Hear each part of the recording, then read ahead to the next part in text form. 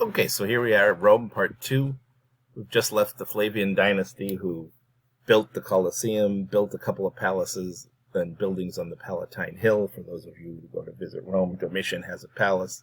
Within the palace is a little sporting arena. Some people used to think it was a circus, where horse races happen, but it's too small for that.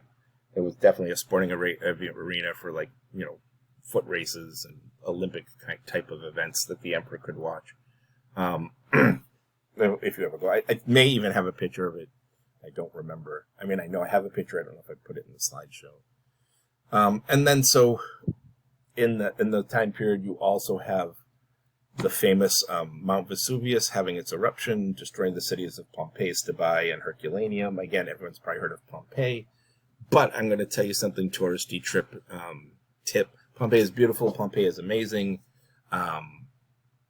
Pompeii has some incredible ruins, but it's huge. So if you're not ready for a lot of walking in the heat, because it is in southern Italy, so it's pretty hot there most of the time, Pompeii you might want to skip and instead go to Herculaneum.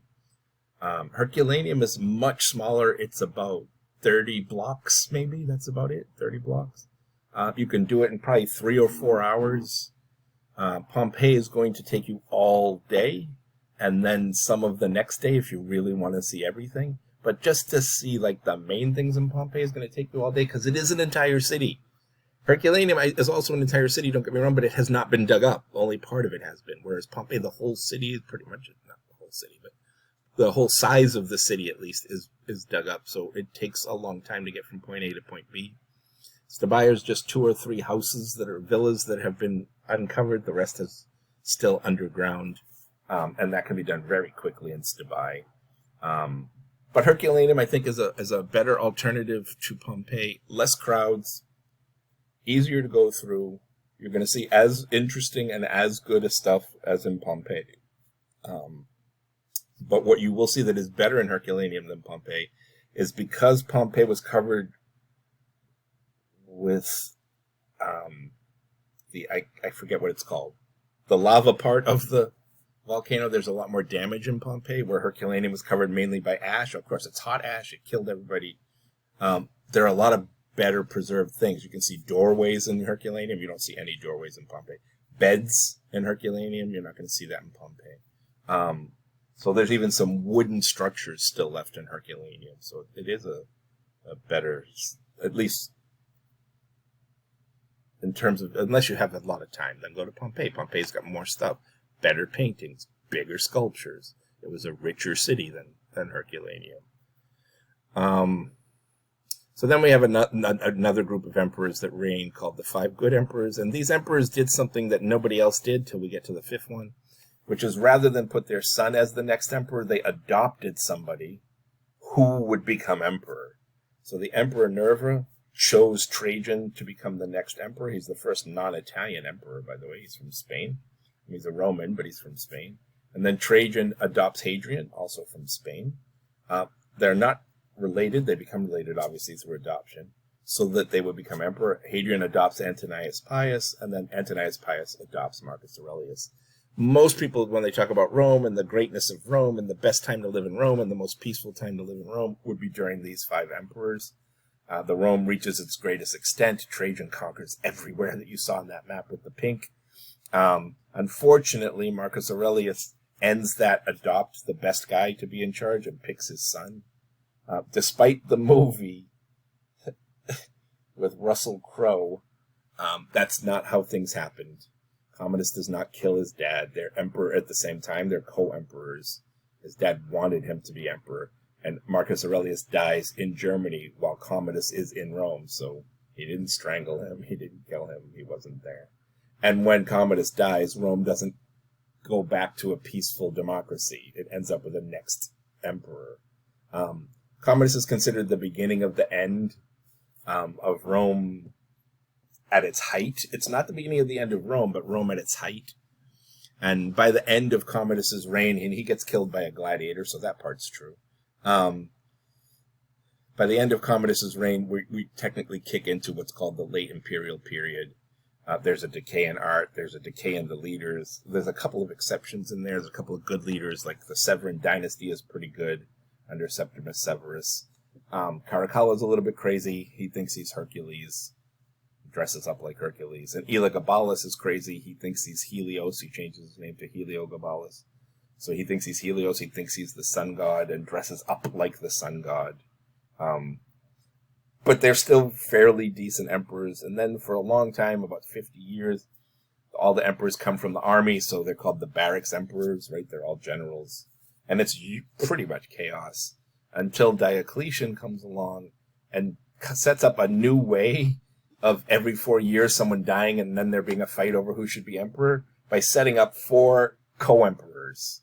2 in the eastern part of the Roman world, 2 in the western part, one called Augustus and one called Caesar in each area. That way, if any one of them died, there's still 3, right? And then they could replace the 4th, and so there'd always be 4 people in charge. And it's pretty successful until human nature kicks in and they don't want to share, right?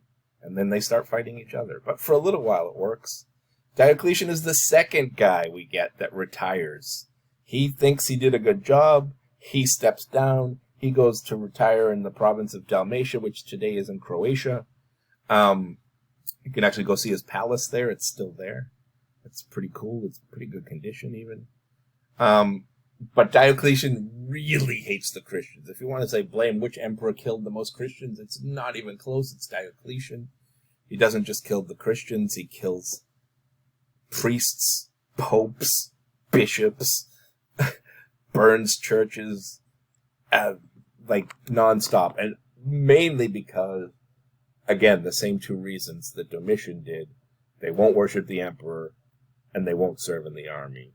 And again, we've come a long way, obviously, Christianity. If you went to the American military and you asked soldiers what religion they were, 70 to 80% would tell you Christian, which is really interesting because anciently Christians wouldn't fight in the military because thou shalt not kill, right, because of the commandment.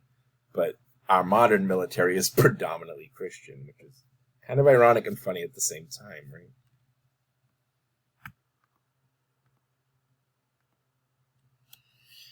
So one of those 4 leaders eventually, after Diocletian, is the son of Constantius, who's his co-emperor, Constantine, who later becomes known as Constantine the Great. He's most famous for legalizing all religions with the Edict of Milan. We often say he legalized Christianity, which is true, he did. But the Edict of Milan doesn't actually mention Christianity. It says all religions, it's basically the first freedom of religion document. All religions are now legal. You can worship whatever you want, whatever you want. Why do we say Christianity? Because there were very few religions in the Roman world that were illegal. Christianity and Judaism basically were it. And why did he legalize Christianity? There's a bunch of theories. The most obvious one is his sister and his mom were Christian. So we obviously wouldn't want to make them illegal. Another is for political reasons. It was growing. Christianity was growing despite Diocletian trying to wipe it out. So once again, it just created more members. And he does baptize himself, becoming the first Christian emperor, but he baptized, it's kind of like, calling him a Christian emperor is at best an exaggeration, because he's baptized while he's dying. So, number 1. And number 2, he certainly does not live a Christian life. All of his monuments, all of his coins show Sol Invictus, the sun god, as his favorite god.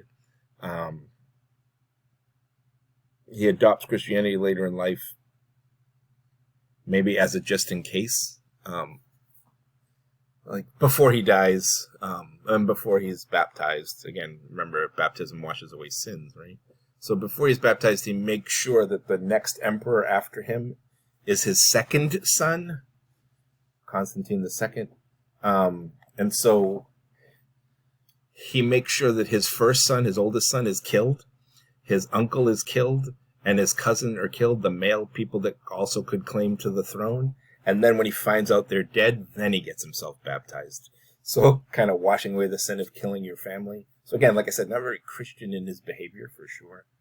Why is he considered so Christian? Well, because he does a lot for Christianity. One, he makes it legal. Two, he is the one who establishes Christianity the way you know it today, right? And we'll talk about that more when we get to Christianity, because that's like a whole 20-minute discussion easily of how Constantine creates Christianity, the version you know today. Prior to him, it's completely different than it is today. One thing that Constantine does do is he realizes that Rome is too far away from where all the problems are, so he moves the capital to the city of Byzantium, which is, again, today modern Turkey. Renames it, Byzantium's the Greek name, renames it to Constantinople, the city of Constantine. And it becomes kind of the new capital of Rome. The next bunch of emperors are all Christian, with one exception, Julian the Apostate, but you don't need to know that necessarily. But then the next big step comes with the Emperor Theodosius, who issues what's called the Edict of Theodosius, which completely flips the system on its head. Rather than you can worship whatever you want, and now Christianity is legal some 90 years later, 70 years later, 80 years later, whatever. He issues the Edict of Theodosius, which says all religions are illegal except for Christianity. And now Christians take that chance to persecute and destroy everything pagan, to kill pagans, to destroy pagan temples, to destroy pagan monuments. All the Greek gods and Roman god statues that you see damaged in museums is basically because of Theodosius. All of the Egyptian monuments you see destroyed, basically, and damaged is because of Theodosius's edict. It basically gives everybody a free-for-all to destroy stuff. Unfortunately, not too shortly after this, making Christianity the only legal religion of the empire, the city of Rome itself gets attacked and burned several times. First one in 410 by the Visigoths, then 40 years later by the Vandals, and then 20 years after that by the Ostrogoths. And a lot of people blamed Christianity for the collapse of the Roman Empire. Right? But that's got little to do with it. Well, not little, it has something to do with it, but it's a small part. And the Ostrogoths are the last group that come. They get rid of the last Roman emperor, last Western Roman emperor. Let me be careful, because even though Rome is considered to end in 476, it really doesn't. And we'll talk about that in another slideshow, not in this one. And that's when we cover the Byzantine Empire. So in 476, the last Roman emperor, Romulus Augustulus, again, very ironic, the first emperor Augustus, Romulus, the first king of Rome, this guy's name is Romulus Augustulus, is the last of the Western Roman emperors. And the Ostrogoths basically take over. Does not call himself an emperor, doesn't want to be an emperor, doesn't want all the territory of the Roman Empire, just wants Italy, so he becomes king of Italy, and basically the Roman Empire in the western part. So Italy, France, Spain, Romania, England, Portugal, Belgium, Netherlands, etc., those parts all fall to their own kind of chaos, right? But the eastern part of the Roman Empire is still together. That's why I'm pointing that out. Okay, so the Romans, I'm sure you know, were polytheistic. The Romans have more gods than any other culture. Way more, because when they conquered a culture, rather than say worship our gods, they said, your gods might be cool too, let's add them to our gods. Right? The Romans did have a chief priest, the head of the whole Roman religion. He was called Pontifex Maximus. You might recognize that word, especially if you're Catholic, because it is the title that the Pope took. So when the Catholic Church took over in Rome, when the Christians took over in Rome, the Pope took the title of the chief priest, Pontifex Maximus, from the Roman religion. Then they also had a bunch of priests whose job was to predict, if today was a good day or a bad day to do something. Those are called augurs. And then the Romans had so many gods, they even had gods for your house. You had two sets of gods for your house. The Lares gods and the Penates gods, right? So the Lares gods protected your home, the inside of your home, everything inside your house. It's why, by the way, since Valentine's Day is coming up, well, depending on when you listen to this, I guess, it's why Romans carried their wives over the threshold into their house and into their bedroom, because the Lares gods needed to be properly introduced to the Romans, the new person who's coming into the house, the new wife that's going to be in charge of the house. And if she walked in, it would be an insult. So she had to be carried in to show that she was an important member of the new house. Otherwise, the Lares gods would be insulted. So what we thought was a romantic tradition of carrying your bride over the threshold is actually introducing her as the new leader of the house. Right? And then the Penates were the gods of your fields, so your farmland, if you had farmland, etc. As a matter of fact, again, if you saw, I can't think of the name of the movie with Russell Crowe. That's terrible. He's Maximus's character. I wish I remembered the name of the movie. But if you saw that movie, he carries his lares with him, his little household gods. The main Roman gods are the same as the Greek gods, just with different names. Now, I say the same, and that's not really true. They adopted the Greek gods to fit into the Roman gods. They don't actually have 100% the same stories, although they did sometimes 100% adopt a full god, like Apollo is Apollo. And there's no difference between the Greek and the Roman. But Jupiter and Zeus aren't really the same. They're both the king of the gods. They're both the king of thunder and lightning, the god of thunder and lightning. They both are, the top of the pantheon. But Jupiter doesn't cheat on his wife as much as Zeus did, for example. So they are counterparts, and they are very similar, and they have the similar stories. Like Minerva and Athena are basically the same thing. But there are some slight differences. I don't want you to think they're exactly the same, because a lot of people think they're exactly the same. It's not really true. The Romans also, just like the Greeks, they wrote plays. They have two famous playwrights, Plautus and Terence. Latin becomes a fancy, important language. The father of Latin literature is here for you. And then I got some books for you to look and click on if you want. Obviously, these are translated into English, but so you can get an idea of Roman versus Greek. They're even writing styles are different. The Romans are innovators, not necessarily inventors. The Etruscans definitely invented the arch, but the Romans perfected it. But they did invent cement. Other people used brick, but the Romans perfected it. Other people had democracy, but the Romans perfected it, right, supposedly. And other people had plumbing before the Romans. But the Romans put plumbing into pipes, which made it easier to move, whereas prior plumbing was just kind of external, shallow gullies where water would flow through. This is something that is definitely on the test, the difference between Roman temples and Roman theaters and Greek theaters and Roman temples, but basically you'd have to look at it and see versions, the difference. So you're going to have to go to the Greek slides and the Roman sides and see the difference. So Roman temples had only one way to get in and one way to get out, and only one staircase. It's not a completely rectangular. You can get in anywhere on a Greek temple. And Roman staircases had as many stairs as you needed to get to the top, whereas Greek temples only had 3, no matter how tall. So an 18-foot podium meant 3 steps of 6 feet, right? Same thing, Roman theaters aren't as good as Greek theaters in terms of sound because the Romans built them freestanding anywhere, whereas Greeks built theirs on the sides of cliffs and mountains and hills, which would get the acoustics better. But they also only had one entrance and one exit that way. The Romans were deathly afraid of fire because it happened so often. So theaters had 40 to 50 entrances and exits so you could get in and out as quickly as possible if anything happened. For example, the Colosseum sat 50,000 people, has, I believe, 75 entrances. And no matter where you sat, the entrance has a number above it. So if you ever visit, you'll look above the entrances, the arches, and you'll see a number. Their ticket would have that number on it, so that you could get to your seat in less than 5 minutes and get the hell out of your seat in less than 5 minutes. So 50,000 people could get in and out of their seats in 5 minutes.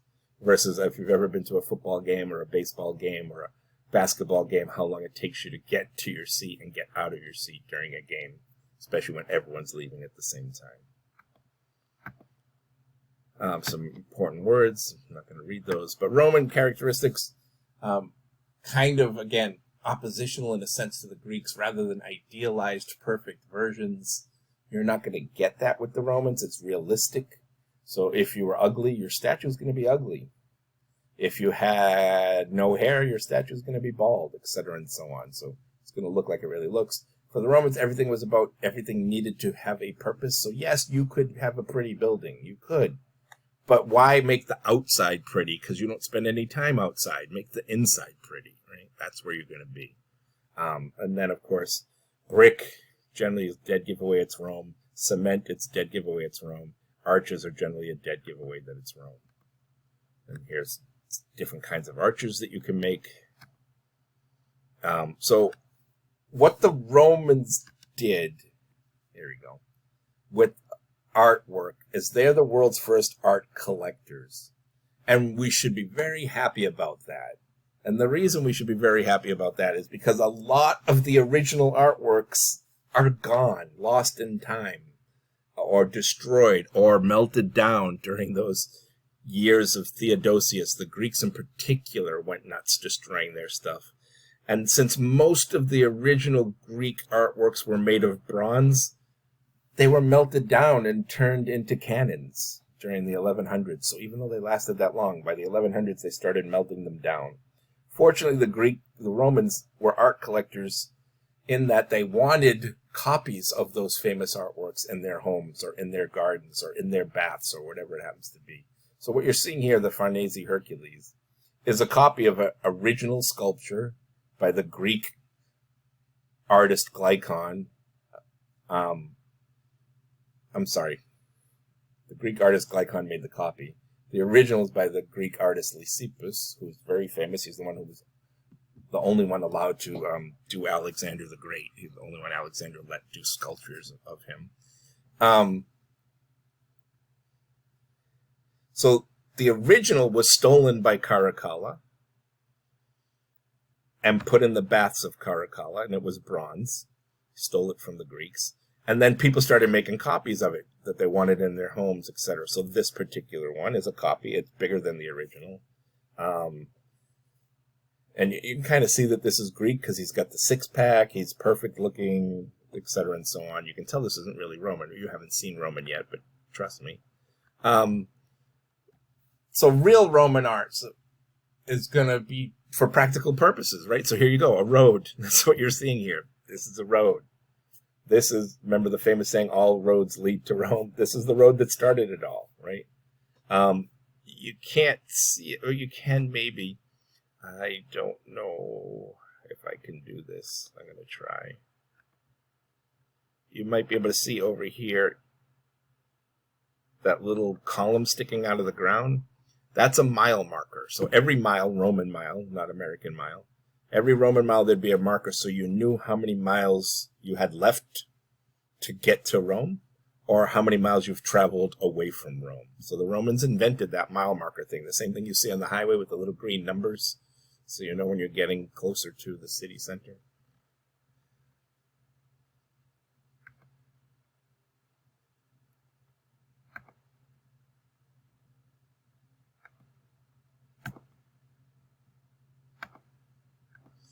So another early invention of the Romans is the aqueduct. Here's one of the early aqueducts. Again, until the 1800s, most of these were working. Maybe not again, maybe I haven't said it because we haven't really covered it yet. But until the 1800s, most of these were still working. Then they started to get torn apart, and the stone was used for walls, for buildings, for other things.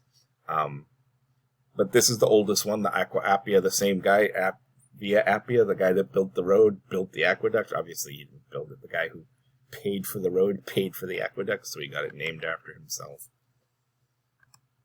And then I told you the Circus Maximus, right? So here's the Circus Maximus. The bottom picture is what's left. The top picture is what it should look like. This is where all of the ancient games were held, right? The ludi, the festivals, the chariot races. But it's also where all public executions were. So when you crucified someone, when you threw someone to the lions, when a criminal was, sent for the death penalty, it was done here. And the reason it was done here, as you can see at the very bottom of this on the right, is 150,000 people could witness it. If you're going to do a public execution, if you want to send a message, you need to send that message in that public execution to as many people as possible can see it, right? And so all of those kind of things were done here, not in the Colosseum, unlike you've been taught or shown in the movies. Colosseum was basically for sporting events, for hunts, and for gladiator fights. Death penalties, horse races, those were done here in the circus. Again, unfortunately, you can see Not much is left of it, except maybe its shape. There's a little chunk of ruins in over here. That's about it.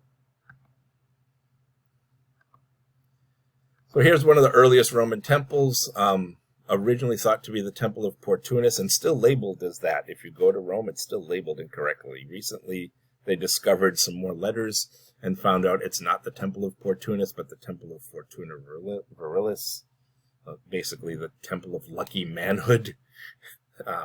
This is where you would go if you were wanted to get your wife pregnant. You'd pray here, because this would give you the luck to get your wife pregnant, right? Notice, again, that the temple steps in front is as many steps as I need. It's not just 3. Notice also here. Notice also I can't come up this side.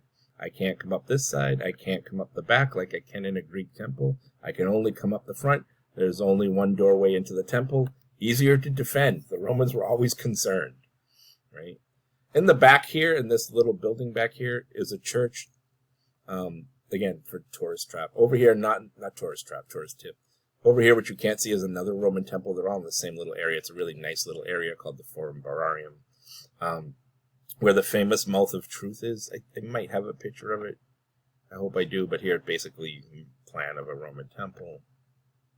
Here's the other temple that's right next to that temple. So every once in a while, you're going to see a circular temple. But notice again, only one set of stairs, only one doorway. So I can only come up the temple one way. I can only go in the temple one way. You might ask, why are these in such good condition? Well, they were turned into churches. Oh, there you go. I do have the Mouth of Truth. So the Mouth of Truth is in that church tower that I showed you 2 slides ago in the back. Again, really close. You can see all these 3 things in 15, 20 minutes. This will take you the longest because there's always a line here. Because supposedly the myth, the legend goes, if you stick your hand in the mouth, and lie, it will bite you. So this is where you would go confess your love. I really do love you. See, I never cheated on you. And as long as it doesn't bite you, you're telling the truth. It originally, by the way, the funniest thing about this, originally this is a sewer cover. But it turned into this really big traditional. If you visit Rome, you have to go here and stick your hand in. It's just a sewer cover. But, you know, what can I tell you? What's left of an old Roman bridge. Again, I'm going to go through some of these fast. You can stop on your own. But here's where we go, Rome practical art. So here's Julius Caesar, the Julius Caesar, right? Famous, super famous during his lifetime. Everyone afraid of him. First dictator for life. When he died, they made him into a god. Here's a statue of him. Well, this is what he looked like. You can notice, hopefully, his hair is receding, right? He's starting to go bald. You can notice that he's got wrinkles. His ears are too long. His nose is too pointy. His chin's got this weird thing going on, a chunky little bit of fatness down here, right? Well, that's what he looked like. Too bad that he's Julius Caesar. Too bad that he's rich and famous. We're not going to make you look like you got a 6-pack and you're amazing. No, this is what you look like, going bald, having wrinkles. Too bad for you. Right? Julius Caesar, obviously, famous for inventing the Caesar salad. I'm kidding. He did not invent the Caesar salad. That's a lie. That's invented in New York. He actually invented the calendar that you use today and the newspaper that nobody reads anymore. So here's other statues of Caesar and some of his writings. So the Colosseum is the most famous of the amphitheaters in Rome, but there were also plenty of theaters. And again, this is just the ruins of one, which they later turned into a house. And believe it or not, still people live on those top 2 floors. If you can imagine you live on top of an ancient Roman theater, it must be pretty cool. Julius Caesar is the one who ordered it built. Well, not 100, and supposedly had something to do with its design, which is why you see him here as an architect. This is the largest theater in ancient Rome to see plays. So theaters were for plays, not for executions, not for fighting, for plays. So you would go to see, or music. That's what you would do there. And then there's going to be a bunch of these. I'm going to go through the Forum buildings really quick because, as you can see in the bottom picture, not much is really left. But for those of you who visit, now you'll kind of have an idea what these things look like. So this is the Basilica Aemilia. Obviously, again, not much left of the Basilica Aemilia. This is what it would look like. This is what's left. And the same thing, I'm going to kind of go through these. This is the Basilica Julia on the opposite side. Again, where is it here in this picture? That's it here in this picture. So I can point it out for you. Here's the inside of the Senate House, which if you are lucky enough and you do go to the Roman Forum, every once in a while it's open. That's a statue of the Emperor Trajan here, by the way, in case you're interested. This is where the Senate voted on everything. This is the Senate House. And again, you might look at it and go, damn, that's in really good shape. And you're right, it is, because again, it was turned into a church. Recently, it's been restored back to the original Senate House, including the original floor, which is pretty crazy. You can step in the same place where those people did. So this is the rostra. The rostra is the place where you did your public speeches. You'd come up here and tell everyone how cool you are, vote for me. Obviously, this is what's left of it. This is what it looked like. Not much is left of it. Same thing. I can kind of go through these pretty quickly if I can. Most of the Roman ruins you're going to see in the Forum are just one place or a couple of columns left of a building. Again, top is the original, bottom is what it should look like. This is where all of the Roman money was put, in the basement here. Same. I don't have a copy of this one, but it basically looks like the other one. Again, I'm going to kind of go through these a little bit quicker. So this is the Temple of Vesta, which was one of those circle temples, just like the Temple of Hercules you saw earlier. This is the house where the Vestal Virgins live. So here is that circle temple that you just saw. This is where it was. In that circle temple is the fire, the eternal fire. You're supposed to keep that fire lit all the time. If the fire went out, supposedly Rome would collapse. This is the house area. As you can see, again, not much of it left. Where the Vestal Virgins lived.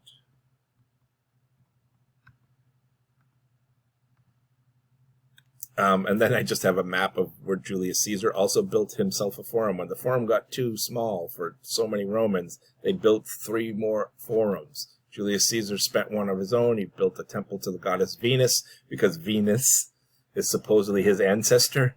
That's the Senate House you just saw. So behind the Senate House is Julius Caesar's temple. And again, every once in a while, not a lot, but every once in a while, and if you get lucky, this temple is also open when you're there, so you can actually be in the same place Julius Caesar was. Pretty cool if you're into history. So here's a picture of what it looks like, of what's left of it. What's really cool is over here, which you can't see in this picture, unfortunately, but when you're there, you can walk there, are the toilets, the public toilets. So he even built in toilets for everyone. That's the Temple of Venus, what's left of it, obviously. And you get to walk all the way back to the Senate House. Again, if it's open. Sometimes it is, sometimes it isn't. So this is what I meant by look like you really look. Look at this poor guy. He was obviously angry when they did the sculpture.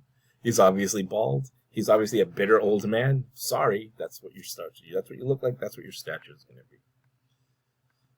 This is the general overview of the Roman Forum. That temple here in the front there is the Temple of Saturn we just saw.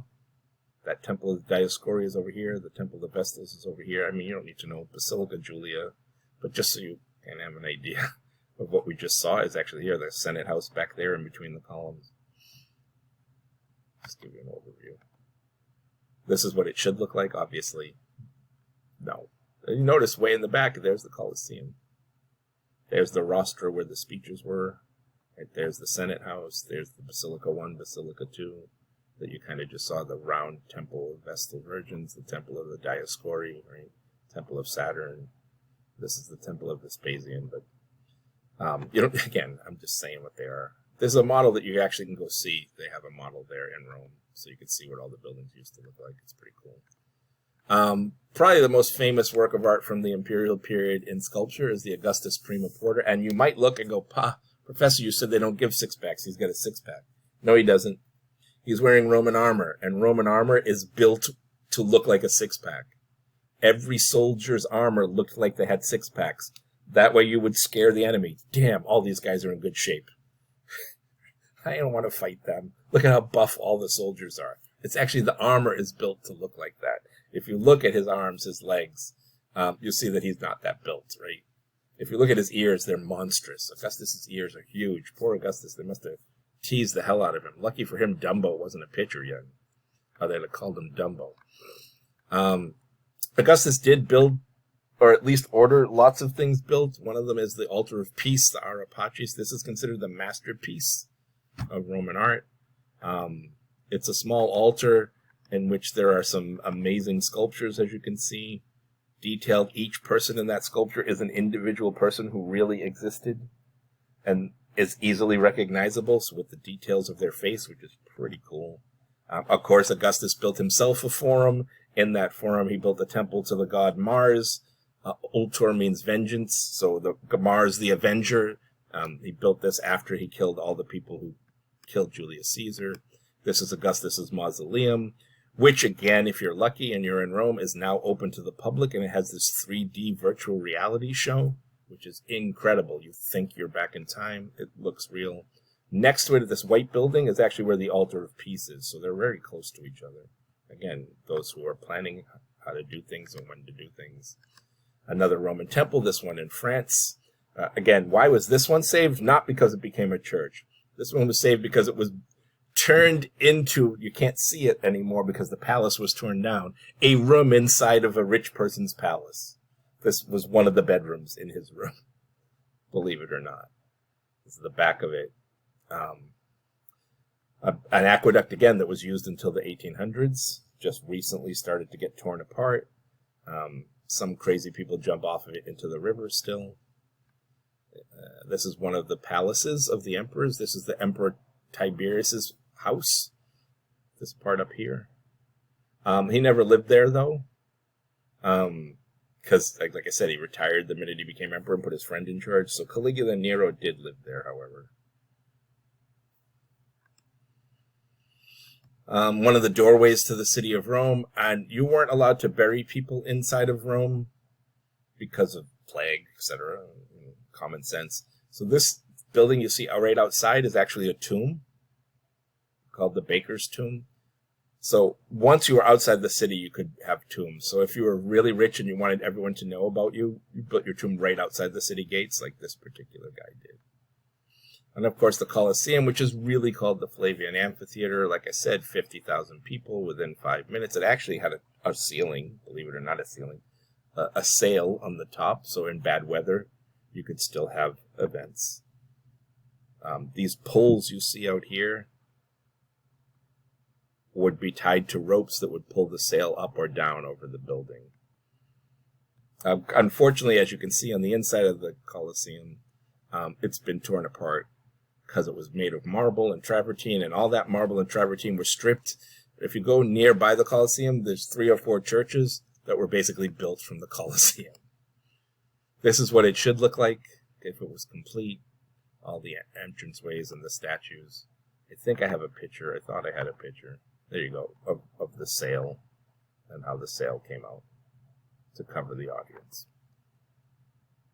Triumphal arches is another big thing in Rome. So if I win a victory, I get this big arch built to celebrate my victory. So the Emperor Titus defeated a Jewish rebellion and made Judea part of the Roman Empire. So this celebrates that victory. You can see the Jewish candelabra that he stole from the Jewish temple, bringing it back to Rome, and the shofar horns, etc., the spoils. And then here's the emperor himself on his horse being brought into the city in triumph. There's 2 really cool videos there about Pompeii, and then these are just some of the ruins in Pompeii. I am actually going to fly through these. So, you can look at them on your own. You know how to go through PowerPoints. But you can see some of the small theaters for plays and for music. So the theater you just saw was for plays. This one is for music. Then the gym. This is a gym, believe it or not, where you would work out and train. The amphitheater. Every big city had its own amphitheater where gladiator fights and stuff would happen. Obviously, you can see it hasn't been completely excavated. You can still see the sand and the dirt and the grass on top of it. A bathhouse, often all over the place in Pompeii. Baths were open to the public. They were free and everybody could do it. Here you see this is the caldarium. So this room would have been super hot, and this little pool area here would have cold water, so you could come and kind of cool down from the heat. There's also a cold room. There's also a swimming pool and a bathhouse. This is a standard Roman house. The holes in the middle, most people don't realize, aren't there. Well, we're there to let light in. Don't get me wrong, that is true. But also, they're there actually to catch water in the middle, so you would have water whenever it rained. You would have a pretty consistent source of fresh water in your house. But basically, you'd have your entranceway, your kind of hallway. Then you'd have this big open area where you would greet your guests. The bedrooms would be along the side. Cubiculas are bedrooms, by the way, in case you're wondering. And then the dining room would usually be in the back of the house, the very back of the house. And the kitchen would also generally be in the back of the house. In general. Not always, but in general. Here's that same atrium up close. So this is where you would meet your guests and hang out with your guests. Obviously, you wouldn't hang out with your guests in your bedroom. And sometimes, obviously, the whole house doesn't make it, as you can see. But sometimes the whole house did. So, like I said, Pompeii does have some really great areas. But as you saw through most of these pictures, they're pretty much destroyed. But you do have this one chunk of houses. That's a villa, a rich person's villa, that's pretty well contained and pretty well preserved. And it has these amazing wall frescoes that are on the walls. And so you have all these kind of different things. This is actually back in Rome. This is one of the palaces of the emperors, and the little private little fountain that was in the middle. Again, what it looks like now, what it used to look like. This is another one of those fountains in one of the other houses of the emperors. And this is basically the entire Palatine Hill. So I told you I thought I had a picture, but I guess I only have a drawing of that stadium that's inside the palace, if you can imagine, right? So Augustus built this one in the middle, and then other emperors used it, including Domitian, etc., and so on. The Flavian dynasty, Titus, Vespasian, whatever, built this one, and again, other emperors used it. And then Domitian, again, used this one a lot, including for his horse races.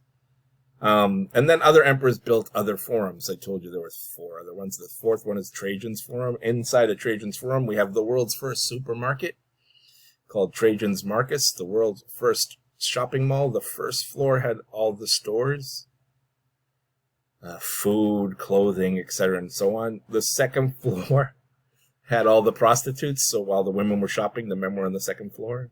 And then there was a library on the 3rd floor. I wish I was making it up, but not. This is what it would look like. That semicircle there is the mall. This is a basilica where there was also another library. This is the open area of the forum for Trajan's Forum. They should have a picture of there. There you go. So the column you see here is this column here, so you can kind of get an idea of what you're looking at. The column has lasted, and again, the reason the column lasted and wasn't destroyed is because at the top of the column they put a statue of St. Peter, who faces the Vatican and faces St. Peter's. Otherwise, it would have been destroyed too. Again, kind of different views of the forum and the famous column. What's really cool about this column is, is this would have all been painted. It would have looked like an ancient kind of cartoon strip. If you go and look at the pictures on the column, it shows the story of Trajan and how he defeated the Dacians in war. It shows, here you go. I knew I should have known that I had a picture of what color it used to be.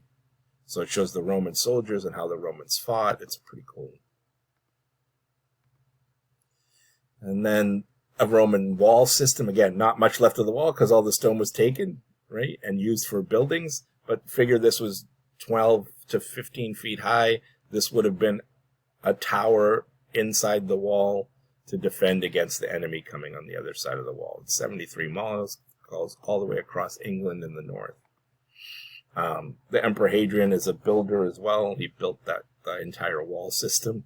And then he built himself a nice little palace outside of Rome, in Tivoli, about 15 minutes outside of Rome, so that he could get away from the city when it was too crazy. And he built himself a big palace that he called a villa. But as you can see, these are just some of the rooms in the villa, so you can get an idea of just how gigantic it was. And then, of course, he built himself a big tomb. Today we call this the Castel Sant'Angelo, because it's actually owned by the Vatican. It's a museum now. There's a secret passage that goes from here all the way to the Vatican. It's pretty cool. The most best preserved Roman temple is this one, the Pantheon, which again, remember we talked about the Romans outside, they don't care, inside is what matters. So here's the most important temple in Rome, the Pantheon. The temple to all of the gods. Again, why is it saved? It was turned into a church. You can see the cross in the front here. But why waste my time decorating the outside? I'm going to decorate the inside. So again, if you look at the floor, it's all different multicolored marble. If you look at the columns, they're marble. If you look at the filigree, it's all gold. This would have been completely brass and gold in color. The reason it's gone is in the 1500s, they basically stole it to build the altar for the Vatican Church, which we will see when we get to the Renaissance. Sorry, the Baroque. It's a pretty cool building. For those who like to eat, there's an amazing pizza place right here, and an amazing ice cream place right here, and a pretty decent restaurant over here. But the pizza's amazing, ice cream is amazing. And so in the Forum, there are other buildings that obviously, clearly, you can tell by looking at this, were turned into a church, right? It was originally a Roman temple, built a church on top of it. Right? Other Roman columns, again, this one, Marcus Aurelius, again. The only surviving equestrian statue, every Roman emperor had one of these. Horse's hoof up in the air, by the way, means it has conquered an enemy. Underneath the horse would have been a dead body. The body didn't make it, but the horse survived. And the reason this horse survived is because mistakenly it was thought to be the Emperor Constantine. So they didn't melt it down because the Emperor Constantine was the first Christian emperor. You don't want to destroy his art. Unfortunately, when they cleaned it in the 1990, the little saddle belt, you can kind of see the saddle belt here, says Marcus Aurelius, which is a problem because he killed Christians.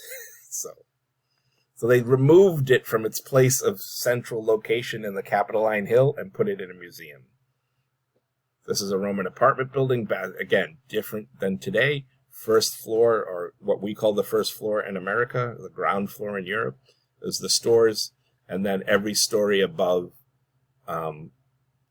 is how much money you had. Wealthier, semi-wealthy, poor, dirt poor. So the higher up you were, the poorer you were. I know that has changed. Living in a penthouse is to be wealthy. Living in a penthouse then meant you were poor. Bunch of different reasons. First and foremost, more steps. Secondly, fires happened in these buildings all the time. If you're on an upper floor, chances were you weren't going to get out. So it does eventually kind of deteriorate some of the Roman art towards the much later period. This is not one of them. Don't get me wrong. This is Commodus. I told you he thought he was Hercules. Here he is dressed up as Hercules. But here's where you kind of see the deterioration in the art. The arches, the skill of the artist isn't as good. You might not see it here. I don't really think I have a close-up, unfortunately. But you can see it in the Arch of Constantine. Here's the world's biggest bathhouse, as you can see. The Baths of Caracalla. This room back here is the swimming pool. This gigantic open area here. And then the hot room, the cold room, etc., and so on. It's so big that, as you can see out here, there's seats, and you're like, what's going on? They actually use it for outdoor concerts. They built a stage here and do outdoor concerts. This is what Caracalla looked like, and this is where you get really cool. If you look at, this is stone. I want you to remember that. And they somehow got stubble, beard stubble, in stone. That's incredible. Incredible. This is the Aurelian Wall, which you can still see. It's still there. That's the wall that went around all of Rome, all 3,500 acres of it. The Baths of Diocletian. Again, what it would have looked like, what's left. Today there's a really cool museum attached to this, within this.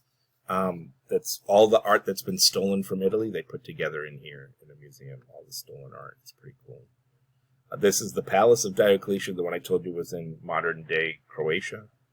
This is obviously what it used to look like. But you can see here, it's still in pretty good condition. And you can also see here in this picture really quickly, American tourist, American tourist, American tourist. How do we know they're American tourists? Because they're wearing shorts. So I did say it did deteriorate. So here you can see where art's deteriorated. These people don't look as good. They're out of proportion, right? You're starting to lose proportion. The skill is starting to get sloppy. Here's again, remember I told you there's a bunch of amphitheaters. Here's another one, the famous one in Verona. I don't know if anybody watches the news, but in winter for Christmas they put a gigantic star, a big metal star, that comes like a shooting star that comes out of it. It fell this year and destroyed a bunch of seats. Here's another circus. This one actually pretty close to the other circus. You could walk between the two of them, to be honest. This one's a little bit smaller. It's the second largest, however. I think it fits 80,000. But no one's ever here, ever, and it's free to go. So again, tourist tip, skip the Circus Maximus where there's 8,000 people. Come to this one, be one of 15 people maybe, because most people don't even know where it is. And it's near a bunch of other things you could see on the Appian Way. This is a basilica for those. I didn't even explain the Basilica Aemilia, the Basilica Julia. Now here's the Basilica Maxentius and Constantine. Basilica is a courthouse building. This is where all the court cases were held. At the end of the apse is usually a statue of the god, or in this case, a statue of the emperor. And then all these side rooms would be where the court cases were held. Later, the basilica would be the standard form of all churches. The Christians would adopt this and turn it into church. And then the altar area, instead of a statue of a god, obviously would be the priest and, the mass and the ceremony, that kind of stuff, right? Just different maps of it. Here's different pictures of it from different angles. And this is the arch. I kind of wanted to go over the Arch of Constantine so you could see the deterioration of art. So by this point in the 300s, all the good artists have left Rome, because that's not where the money is. So they basically built this arch to celebrate Constantine's victory over Maxentius, becoming the sole emperor of the whole Roman world, and stole pieces of art off of other monuments to build it. So it's supposed to be the Emperor Constantine, but it's the Emperor Hadrian. It's supposed to be the Emperor Constantine, but it's the Emperor Trajan. It's supposed to be the Emperor Constantine, but it's the Emperor Marcus Aurelius. So they just stole them off of other monuments. And you can see the ancient art, pretty cool, pretty good shape, looks like a good horse. The art of that time, everyone's kind of short, stubby, and fat and squashed. They were not able to, compete with the same kind of skill. And you usually think the later it is, the better skill, but that's not true. This is the Emperor Constantine, that statue that was sitting at the end of the hallway, what's left of it. And I think that should be it. Some other famous Roman buildings. This is actually in different parts. That's in Tunisia. Remember, they took over Carthage. This is in Brescia, northern Italy. That's in Pompeii. And this is right outside of Rome, the Temple of Primigenia, which is in Palestrina. I think that should be it. Okay, so that's it, and that's the end of our Rome. Next is actually Unit 3. So this wraps us